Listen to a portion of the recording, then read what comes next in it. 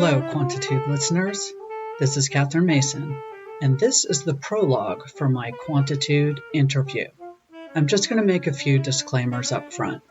First of all, for those of you who have listened to the Don Hedeker tapes, I am not nearly as cool. I have not opened for the Ramones or Med Sid Vicious, and there are no musical interludes during this episode. To Patrick's mom, you may want to just skip this episode. There is very little of your charming child to be heard because, similar to your long-winded son, I do like to hear myself talk, and my responses to each interview question average from 10 to 15 minutes. Since this is a 45-minute episode, you will only hear your dear Patrick about 3 times. For other regular Quantitude listeners, this may come as a great relief.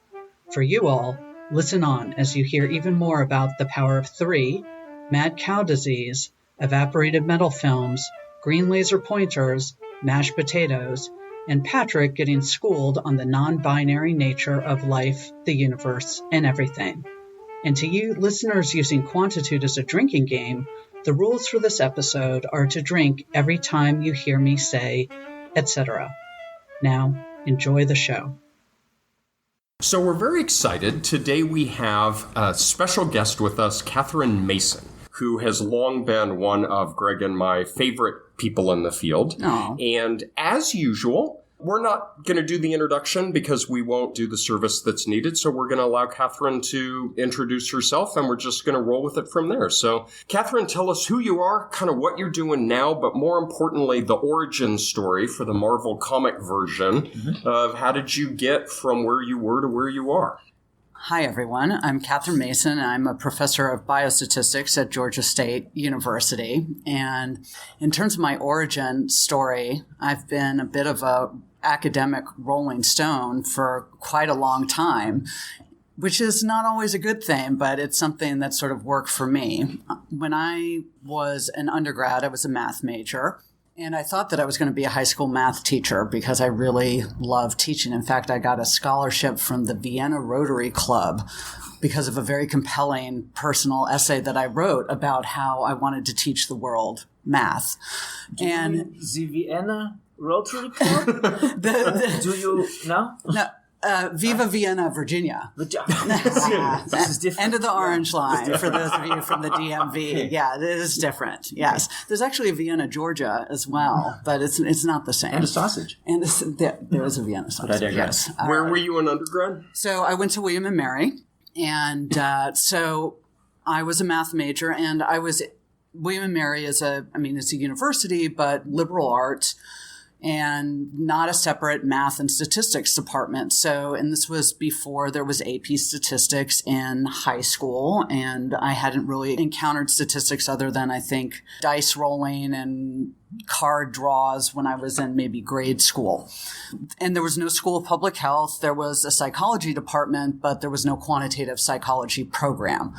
So in terms of quantitative psych or even just statistics, I didn't really know about it or know about it as a field or that was an option for me. And I was actually a psychology minor because I really liked the theory and I liked sort of the empirical base and scientific process, but I didn't want to do the lab stuff. So I could have been a double major, but I wasn't willing to run rats and what have you.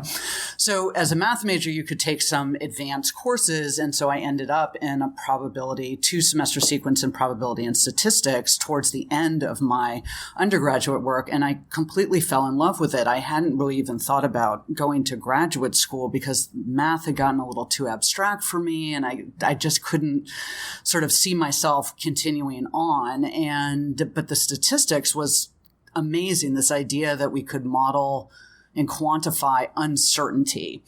And so I was like, all right, well, I gave up on at least I put to the side the idea of being a math teacher because I wanted to take and learn more about statistics. And so off I went to graduate school in statistics. Now, what I didn't know at the time, one of the things that I wish that I had known, but I don't think there was any way for me to know, was that I actually would care about the application area. I thought that all I wanted to do was just do statistics, and I didn't care what it was about or what types of questions it was answering as long as I was doing my data analysis and my proofs, because at that point in time, I hadn't done a lot of actual like applied statistics stuff. It was still much more sort of mathematical and theoretical.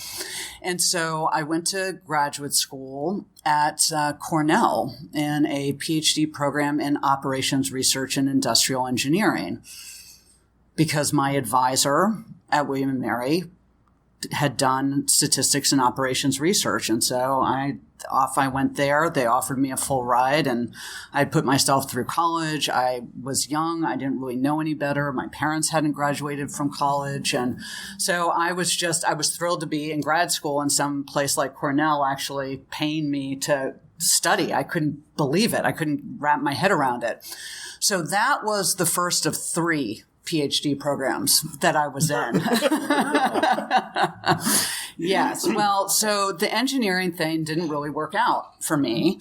And it was a very sort of isolating experience. I was the only woman. I was younger by at least 5 years to the next oldest person in the program. There wasn't a lot of support or encouragement. And so I started looking elsewhere for sort of an intellectual community. And I was sneaking up. So the Cornell Vet School is a very good school.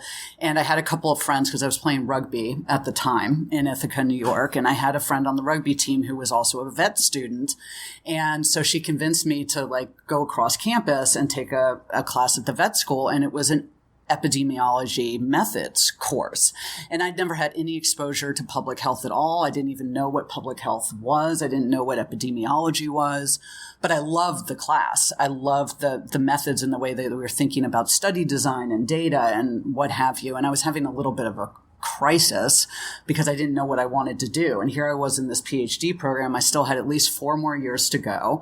I wasn't doing particularly well, which I wasn't used to. And so I had this, the professor was great, the epi professor. And it was like during the first like mad cow disease outbreak. So he was like flying back and forth to, I don't know, I think it was Glasgow where the outbreak was to like figure out like how it was spreading and et cetera, and the sort of where it had started. And I thought that was very exciting too. I started reading about virus hunters and whatnot. And so I sat down with him at the end of the semester and I said, I don't know what to do because I don't think I want to be an epidemiologist. And I still love statistics. Like I still felt in my heart like that was what I wanted to do. And I was like, is there something that is public health or epi and also statistics? And he's like, biostatistics. Have you ever even heard of that? And I was like, no, I haven't, but I'm going to go. I'm going to go to the library because there wasn't a lot online at that point and see. And I started reading about it and I thought, oh, yeah, this makes a lot more sense. And so I had to make the very difficult decision to actually leave my doctoral program. And I temped in Ithaca because I couldn't afford to leave Ithaca until I was in another graduate program. And there's not a lot in Ithaca other than Cornell and Ithaca College. So I was temping an evaporated metal films company. And I was in charge of scanning. So they were putting coating on sunglasses and motorcycle helmets and that sort of thing. And I was running the spectrophotometer for the test pieces in each of the vacuum chambers. And you had to measure the reflectivity and transitivity and whatnot. So I would just sit there and run these test pieces and record them. And I thought, we should be tracking this. We could set up a whole like quality control thing. So I started like compiling the data and I tried to go talk to the management and the engineers that were at the plant. And they're like, who the F are you? Temp person. We're not listening to you. And it made me a little sad. But it also sort of confirmed that indeed this was, and pursuing this regardless of what I had been told in the doctoral program. And I was basically told like graduate school isn't for everyone. You maybe should rethink your plans. But I was pretty sure that I wanted to move forward. I ended up in a PhD program, my second PhD program in biostatistics. But I was also still taking a bunch of epi classes because I loved the epidemiology. And I was in the social epidemiology seminar, the like advanced graduate seminar, and I was a bit of a curiosity because they'd never had a biostat student in their social epi class. And it was one of these, you read an article every week, some student is in charge of discussing it, etc. And so I got assigned the most analytically complex of the articles. And it was a article that had used a factor analysis to model quality of life and then analyzed how quality of life, the underlying latent factor of quality of life, predicted survival. And this was, although at this point I had been doing more advanced statistics for a while, but it was out of a math stat and then also biostat sort of perspective. I'd never encountered factor analysis. I'd never encountered latent variables. Even though I was a psych minor, they didn't really have anything other than psych, like basic intro psych statistics. So I was completely fascinated by this idea that you could model things that were not directly observed. And I thought, wow, I mean, that kind of blew my mind. It was like, this is the whole world. Everything's a latent variable. This is amazing, right? And I'm transformed. So I was very excited about it. And I wrote my final paper in the class was sort of latent variables in epidemiology and how it should be used. Everyone should be using something related to that. But I also had never been trained in anything like that. And they cited Jorgis Cog and some of his work. And I had taken my qualifying exams. I had advanced to candidacy. I was ready to start on my dissertation work, right? And I went to talk to my advisor and I said, and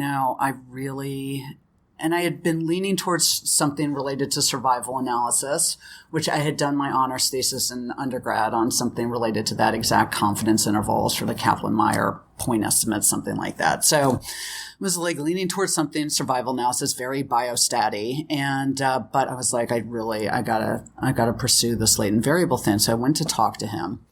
And he said, voodoo. We shall never speak of this again. And I left very sort of crestfallen. And it's like, we don't do this. This is voodoo and go away. So I was like, okay. And so I went away, but I kept reading about it. And I was like, doesn't seem like voodoo to me. I'm still very interested in it. So I went back and I said, I really think that I want to do this. And he said, well, all right, fine. But I don't even know who you're going to work with. And I was like, So I went around and I talked to some people, and there was one faculty who was willing to be the chair, but he had no interest in whatever I was doing. So he's like, I agree to on paper be your chair. No one else will even do it. And that was like biostat, stat. No one was doing this work. Although, interestingly enough, Leo Goodman was at the same institution at the time, but he was over in sociology. And Leo Goodman did a lot of work in latent class analysis. And it was sort of the categorical analog to factor analysis in terms of his approach with log linear models, et cetera. But in terms of biostat and statistics, no one was doing this work. So this faculty member said, I'll be at your chair, but you're pretty much on your own. And this was my second doctoral program. So I'd been around the block, at least 2 times now. And I thought, no, that's not a good idea. That's not wise to be out on my own doing something that no one is going to provide me any sort of guidance or mentorship about. I've literally not had a single class in this thing. But I think that I want to do it. And so maybe I need to go somewhere else. And thus I went on my quest for my third PhD program.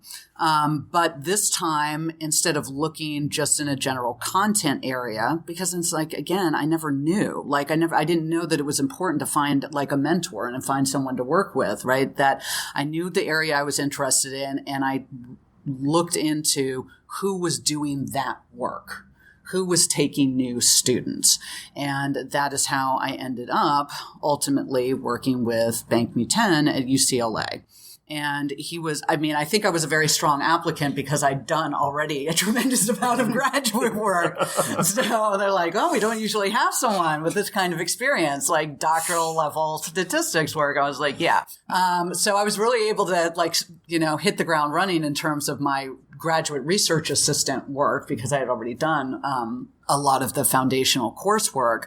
And all of my friends in the other programs thought I was crazy because although I wasn't forced to retake classes, I still had to put in the credit hours in the new program. It's like the credit hours didn't get counted. So I sort of started over a third time, but it was the right fit. And if I hadn't had the conviction and maybe I would call it courage now. I don't know what it was to leave and start over and sort of follow my heart as well as my gut, then I might not have ended up in the place that I did. And that was fantastic. And I figured out within my first year of working with bank that in fact, and this was really irritated me and it still sticks in my craw, that I had been working with latent variable models the whole effing time, except nobody called them that, right? And that the fact that everyone was so dismissive about the methodology, I was like, I was doing mixed models. I was doing random effect models. And it was like, oh, seriously? I was doing it all along. It was like, Dorothy and the Wizard of Oz. It's like you could have gotten home all along. You just click your heels. So it's like, what?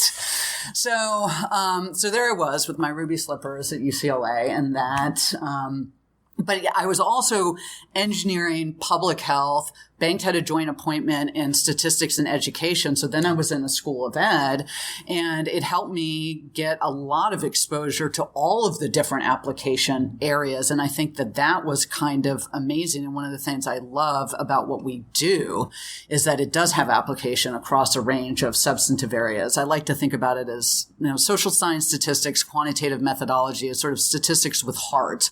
I was never going to be the frontline person asking the big research question, collecting the data, running the big studies, but I wanted to be a part of the research projects that were actually impacting social change.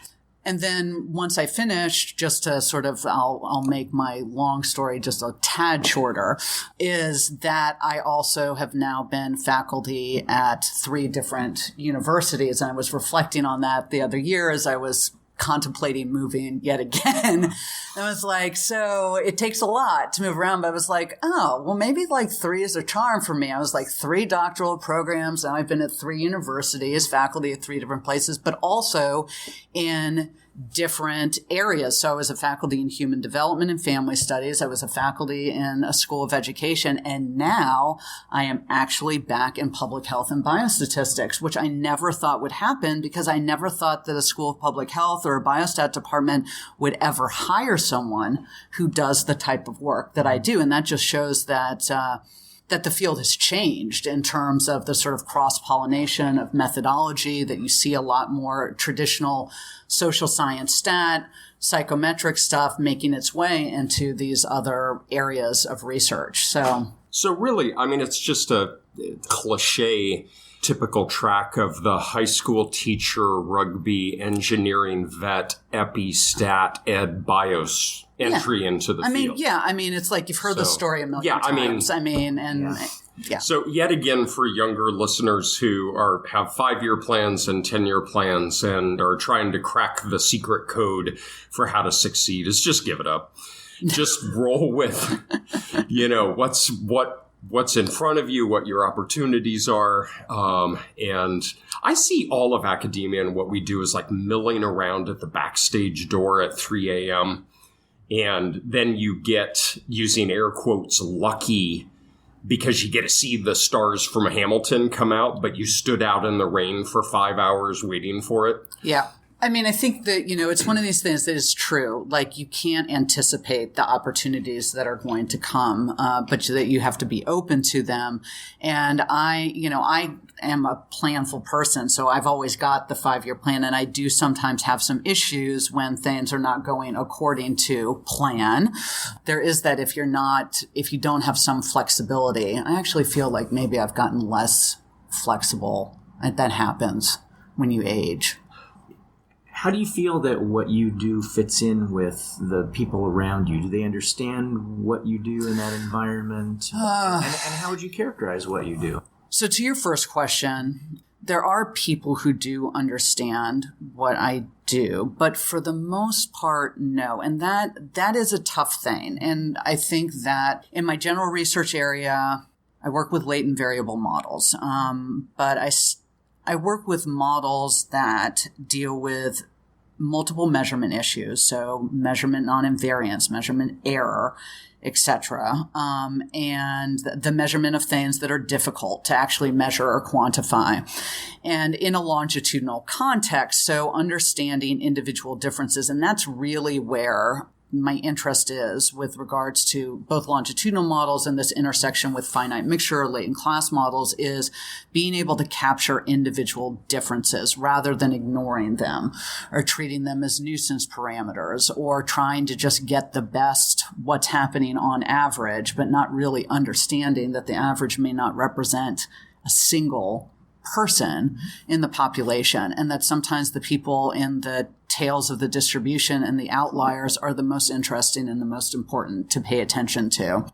In public health, with regards to epidemiology, there is a lot of surveillance work that goes on, and it is important work because you actually do need to know what's happening overall and on average before you can take that deeper dive in terms of studying the variability. But their methods around that, the surveillance stuff, is a lot more just sort of like summary and not modeling. In terms of the sort of rooted in medical science, this idea of measurement error, measurement instruments, and measurement bias and this sort of thing doesn't really factor in as much. They think about diagnostic test sensitivity and specificity, but beyond that, sort of thinking in a multivariate world, that for the most part they don't. It's like a particular disease outcome. There may be co-occurrence, but they have a relative degree of precision with regards to some of the like physical health outcomes. So they're not necessarily used to thinking in these multivariate systems, and they don't get trained that way. And then no one uses the same language, no one uses the same notation, and that's still as much of a problem now as it was 20 years ago, as it was 40 years ago. In the School of Public Health, though, because people are very interested and focused on and prioritizing looking at health disparities, eliminating health disparities, focusing and promoting health equity, that there's more attention to the social determinants of health. And in Atlanta, which is an incredibly diverse city, and Georgia State is a very diverse university, we don't have a majority race ethnicity group on campus, that it is a little microcosm of the greatest health disparities that exist in our country. So from one side of the city, sort of northwest to the southeast of metro Atlanta, the difference in life expectancy is, I think, over 10 years. It's some shocking difference. The rate of death for breast cancer in the African-American female population is much, much higher. They're differentially affected by XXX breast cancer, which is particularly lethal. So there's a lot happening in terms of understanding social determinants. And as soon as you get into social determinants of health, you have a bunch of psychologists and sociologists piling on. And they are bringing their sort of quantitative toolbox to the sandbox. And so we have quite a few folks in the School of Public Health that are actually trained as psychologists, and they have been exposed a little bit more on the psychometric side of things. So they understand a little bit more what I do. But the more traditional folks that have been more classically trained in epidemiology and public health aren't necessarily familiar with the methods. And you also have to consider that most schools of public health are sort of built on and fashioned after the medical school model. So the biostatisticians, and this varies from place to place, but I feel like, when you have a quantitative psychology program, there's a little bit more sort of collaborative, like you're a psychologist first and a quantitative methodologist second, possibly, or what have you. But with biostatisticians and statistical cores in medical schools, it's like you are there to analyze other people's data. Right. So that is where I think the greatest sort of confusion and misunderstanding comes is not that people aren't familiar with my particular area of research, is that they can't really wrap their heads around necessarily because they don't have a frame of reference. I mean, they're very intelligent people, but that there are people that actually work on the tools, making better tools, developing and extending tools, and not just using the tools with their data, but they see the biostatistician as sort of you don't have your own research. You're just helping analyze data. Like that's your work. That's what you do, right? And it's more of a service. You teach our students, you analyze our data, and trying to, especially for the more junior biostat faculty, trying to, find a way to help everyone around understand that they have their own research program and their own research agenda, and that they're held accountable for that level of productivity and scholarship, just like everyone else is, and that they're not going to make it if all they're doing is data jockeying for someone else. I was in a working situation once that was exactly what you described, and I was grousing about it with my wife, and she paused for a moment, and then she kind of lit up, and she said, "Oh my gosh, you're the Xerox repairman."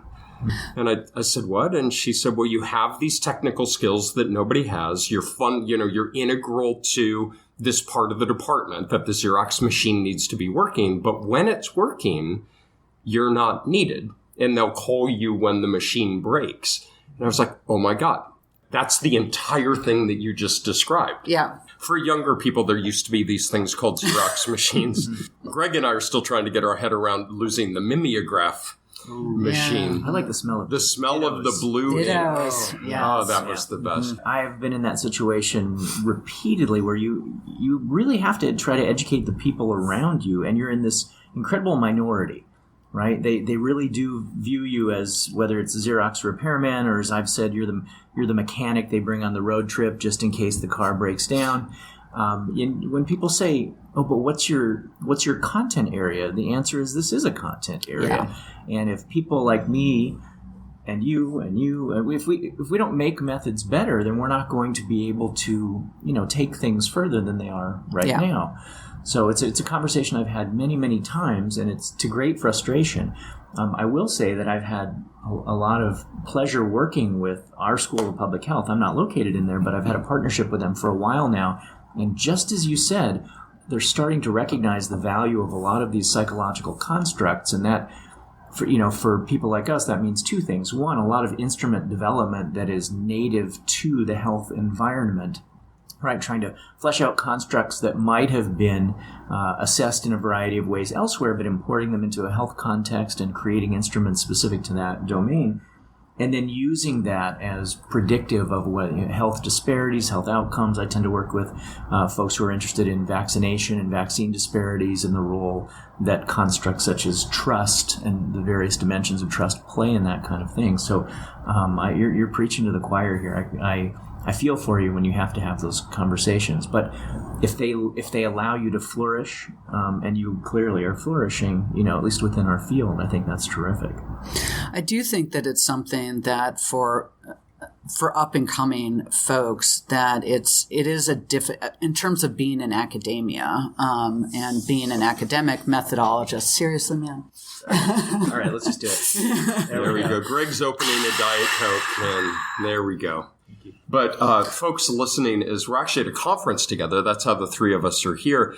There are no rooms available, and so Greg and I had to actually break into a room, and we are hiding in here now, and we pasted signs on the outer door that says, "Please do not disturb recording in process," and we're kind of hoping that means we won't get caught. But yesterday, we've already been caught and escorted out. So, I was about to say, the signs they're not super official because they're little ripped pieces of paper with the scrawl, totally. Recording in progress, with Scotch tape. So, if this stops suddenly, that's why. So now that Greg has completely thrown us, Katherine, you were starting with brilliant insight. Yes, yeah. So I'm saying that for folks that are starting out, it's easy to get sort of eaten alive by the demands, because people, it's not that they don't value you or your skill set. They absolutely do. And you're going to be in demand, but you also have to pursue your own scholarship. And that can be very difficult to do. I know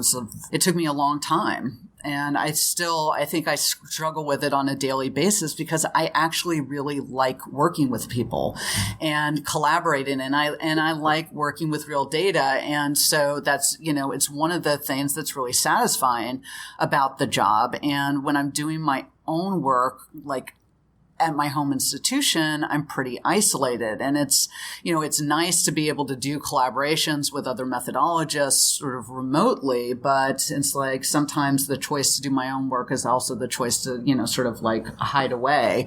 There aren't a ton of programs. I mean, you two are lucky in terms of being at places where there is a critical mass of scholars in a similar area. Oh, the parties are crazy. Well, yes, I can only off the hook. Oh, yeah. Mm-hmm. There are not a lot of those programs out there. And for the folks that aspire to get into academia or be on the academic track, more likely than not, simply because of availability, you're going to end up in a position that is not at one of the places that maybe you even studied. I mean, I was really lucky about the community that I had at UCLA, and I feel like a little of my movement earlier on was chasing that sort of feeling and that sense of like belonging and community of scholarship. I really missed that. I missed lab meetings. I missed, that sort of thing. But chances are you're not going to end up in a place like that. And so you have to seek out people to work with so that you're not isolated.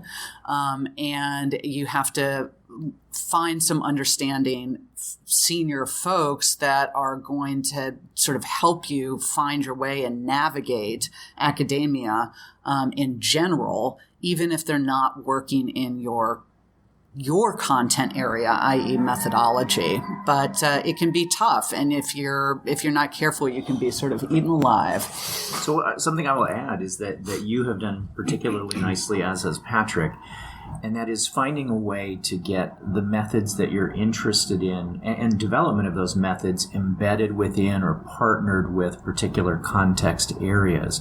And sometimes that's completely out of necessity. If you need funding, you need to partner with alcohol researchers or something to try and do your thing. But we get inspired by those problems too, right? Colleagues come to us for sure, where they go, we have no idea how to do this. And you think about it and you go, well, there really isn't a good way to do that. So let's put our heads together and see if we can come up with something. It's inspiring methodologically, and I'm sitting next to you two who have done great things with that. So there's a lot of positive to be associated with that kind of environment. Yeah, and I think, for me, just learning so early on that being in that social epidemiology class, I was like, that put me on the path. I mean, to the research that I do, it wasn't a stat class. Right. It was like sitting in an applied class and talking to these substantive people and then reading these papers. And that led me to the methodology. But I do like listening to methodological talks, but I like the substantive talks. So turning a little different direction, I don't know, I can't speak for you two, but I will. I think we all three love our day jobs, right? This is a great gig to have. When you think over all the responsibilities you have, all the things you do in your day-to-day job, what do you derive the most enjoyment out of? So I do love my day job. I cannot imagine doing anything else. However, I don't love my day job every day of my day job. And I think that a lot of academics sort of struggle with balance. We've certainly talked about that amongst ourselves.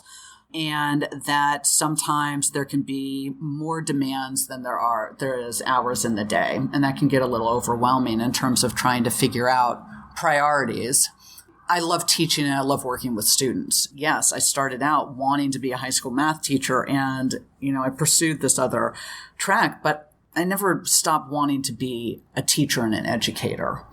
I made a choice because I liked the research so much that I didn't want to only teach, But when my friends say, well, why don't you, you could make so much more money, right? I mean, our skill set has market value. That's just the reality. In academia, you are not going to get paid what you're worth on the open market in terms of the skills, especially now in this sort of data-driven world that we live.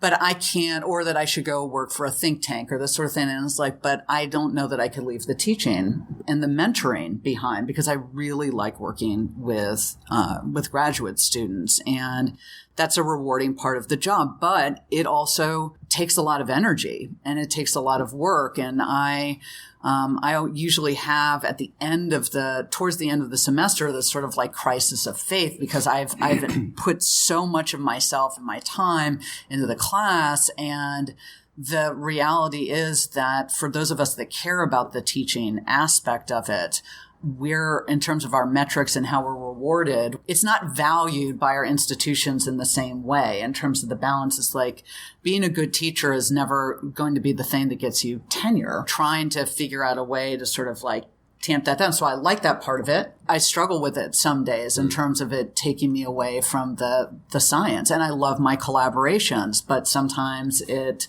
takes me away from the work that I most want to be doing. I think that part of what I like is the variety. I think that if I had to do the same thing every day, that whatever it was, even if it was my most favorite part of my day, if I had to do that thing every day, I would go out of my mind. I mean, if I had to show up and like teach Monday through Friday, I'd get fired. If I had to punch a clock or answer to someone, I mean, it would just be a disaster. I could never hold down a real job at this point. So there are three things that I wanted, and you know at least two of these, I would imagine. Three things, though. One is, the first time I would say I got to know you-ish was when you came out to Maryland for a conference that we had on mixtures. Yes, the very first silver conference, right. So the inaugural silver conference. This was maybe 13 or 14 years ago, and I specifically wanted you to come out because of what a gifted instructor you were. You're still okay. No, thanks, man. I know. But so whatever. So people notice. We see this, and you're right. Your institution might go, well, I mean, she doesn't suck, so everything's okay. But the field recognizes this about you and values that. Thing two, and you might remember this. I use a green laser pointer when I teach, and I have since your presentation, because I thought green was so much cooler than a red laser pointer. And so for the last 14 years or so, I've used a green laser pointer because you inspired me to use a green laser pointer. Thing three, one of my students, do you know Harry Potter lore at all? A little bit, yeah. Okay, right. So one of my students refers to you as her Patronus, or spirit animal, so that she channels her inner Catherine to be able to be successful, and that's a pretty high compliment. Yeah, I really appreciate that. Well, you mentioned the work in terms of some of the dissemination and the translation piece. And I think, that comes through the instruction, right? And being committed to sort of getting the tools out there, because you're a tool maker and no one's using your tools. I mean, it's not very satisfying. There's those types of publications too. And there are some folks that don't necessarily count or value that type of work, but I don't know that everyone can do that type of work. I remember when I was a graduate student reading some of Judy Singer and John Willett's work and thinking how amazing they were in terms of doing some of that translational and dissemination work and making this stuff on paper accessible, right? Because there's only going to be so many people that come through the classroom, right? But that's like who you can reach by doing that type of writing and making that sort of contribution to a broader field. And then they did great methodological work as well, but that where they were at, that work was valued. And depending on where you are and how the bean counters work, they're not always going to, if it's not original generative methods work, it's not necessarily going to count as much. But I think that we need people doing all of those sorts of work and communication and translation as well. I think it's an important part of it. And I am actually really committed to that that aspect of it. I'm just like, I want to be doing innovative stuff, but I really, I enjoy the translational piece as well. And it happens in the classroom, though. You have students in your classroom, especially at an introductory level, where you are either going to be the person who puts the last brick in the wall that keeps them from continuing, or you're going to be the person that helps to tear down the wall and make them decide to step over a few bricks and go on to the next class. And you're a wall tearer downer person, and that's the kind of person that we need as an ambassador out there bringing more high-quality people in. So, thanks. So, Greg and I have a thing where we throw little binary things at you, and you have to give a quick response one way or the other. Patrick, I don't believe in binary. No. I'm going to give only non-binary answers. You are going to give non-binary responses to my 54-year-old male binary options that I give you. Now, the thing is Greg and I haven't pre-written these. We make them up on the fly. And so I'm going to start. I got one, and then Greg is going to scramble and come up with one as well. You can respond as long as you want. They're just a quick, you have to pick one or the other. Classes or continua? Both. Did you not understand the binary part? You got to pick. It's a fluid thing. It is. You can have both. All right. Tell me how you can have both. I believe that there is a dimensional categorical spectrum, my friend. Dimensional categorical spectrum. Yes. Right? Then on the two ends of the spectrum. Two ends. So they're binary in the ends. All right. So don't mess with me. Towards one infinite side of the spectrum, there is the purely categorical discrete. And towards the other infinite side, there is the purely continuous. There are the real numbers, infinitely many numbers between any two numbers kind of continuum. No two people share the same value. And then there is much in the middle. So this is a false dichotomy. All right? The continuous and the it is. It's false. It's old school, man. All right? So you have to expand your mind into the non-binary latent world. So all right. So take, for example, a situation where you have multiple categories of, say, people, because that's usually who we're categorizing, on a particular construct, but there are variations in both in degree and in kind. So you can think about a particular psychiatric condition where there may be something where you believe there's a discrete sort of diagnosis or state, but there still may be levels of severity within that state. And so it is at once, in terms of understanding individual differences, at once both categorical and continuous. So I'm not being interviewed here, and my opinion matters not at all. I completely agree. Hey, there you go. I'm trained So you basically were setting me up. It wasn't a setup. That it was just question curious. was a setup. It was a little bit of a setup. Yeah. I'm trained as a clinical psychologist. In the field of diagnostic psychology, you date back, millennia, but Bueller and trying to say there are a continuum of psychological distress, but he just began to notice in his own patients that there was a point where there was some fundamental shift in what was presenting itself, and that there was something happened at some transition point. So I agree. I just wanted to see what your reaction was. Bueller?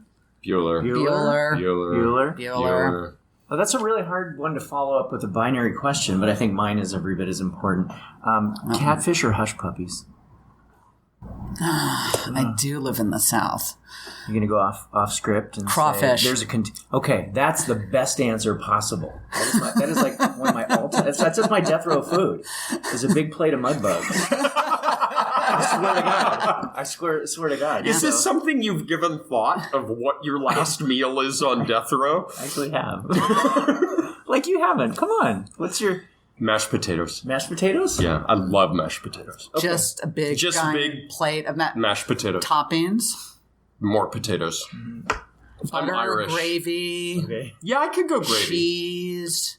sour cream. Okay, you're making a pretty good case for that. Because I really don't need to be watching my health at that point. Right. What about twice baked potatoes? The best in the world. And I actually make killer twice baked potatoes. All right. You come over to my house sometime and I can make a twice Because then you've got both the best of mashed potatoes and baked potatoes together. Held together with sour cream. Yes. Because that's the secret, the cheese and the sour cream. Mm-hmm. Wow. So, do you have, I didn't mean to put crawfish in as a death row food for you. So would you like to, a death row food?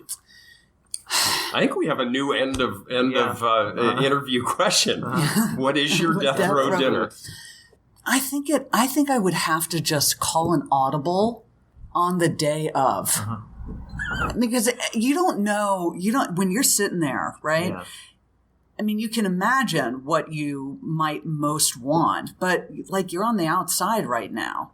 Right? You can have what you most want pretty much any day of the week. So do you really know after like decades of sitting on death row and it's now finally come to pass, right? No more pardons, no more appeals and this sort of thing. Yeah. In that moment, the food that you want to put in your mouth, right? Like, and you might feel different. Like lethal injection food might be different from electric chair food, for example. Well, it might, but it's like, it's like weird cravings, things that you remember. I mean, maybe it's something that's like weird, but from your childhood, right? You're facing your like on death's door, and I don't know, maybe it would be like a peanut butter and jelly sandwich. You know, I think this approach is kind of consistent with your origin story. Tie it back, right? I'm just gonna see what happens. All right, I don't know. Embrace the moment. I mean, if I had to commit to something, I'd say it, but I definitely could change my mind. I'm working on my dissertation right now, but I'm thinking of changing fields because I'm just feeling it. And 3 is a magic number. 3 is a magic number. So shall we try the end of the final question that we pose? All right, you go ahead. All right. Go ahead, screw this one up like you did the last one. Yeah, I will screw this up as I did the last one. So what is something you thought you knew, but later found out that you were wrong? Oh, boy. Well, I thought I was wrong once, but I was mistaken. Uh-huh. Yeah. How about that one? Waka, waka, waka. That's quite good. Thank you. Don't get him started. I feel like it's a really long list. I feel like it is cliche to refer to myself as a lifelong learner, but I do think that that's one of the great things in terms of what we do is that we get to just be students of the world forever, right? I mean, I feel like everything that I knew is either wrong or different or what have you.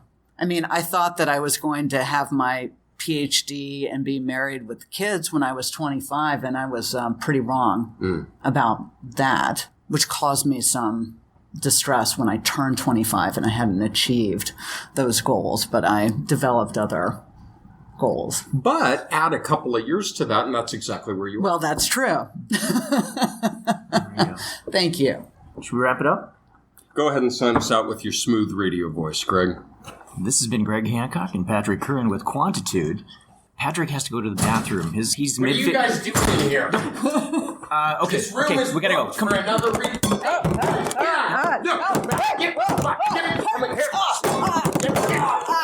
Shut it. Stop it. I need help in the seminar. And we're out. That's good. All right. Okay. Awesome. And now for the epilogue. What I didn't say at the beginning was that at the time Patrick and Greg were luring us unsuspecting and good-natured friends and colleagues to do interviews in a random hotel meeting room for unauthorized recording sessions at this conference of ours, they had yet to release a single episode of Quantitude. None of us actually knew what these knuckleheads were really up to. So if you were to ask me today, what is something I thought I knew, but later found out I was wrong, I think you might know my answer. #regrets. But in all seriousness, I do want to thank you for listening and thank Patrick and Greg for the opportunity to contribute. I really do love what they're doing here. For obvious reasons, this episode was brought to you by the number 3 and the color green. It is also brought to you by the letter E. Is it a mathematical constant, a function, a residual? my middle initial, it's all of those things and more. And finally, by the base 2 number system, the only acceptable binary. I'll close with the standard Quantitude disclaimer. This is most definitely not NPR, although some tote bags for contributors might be nice. I'm just saying.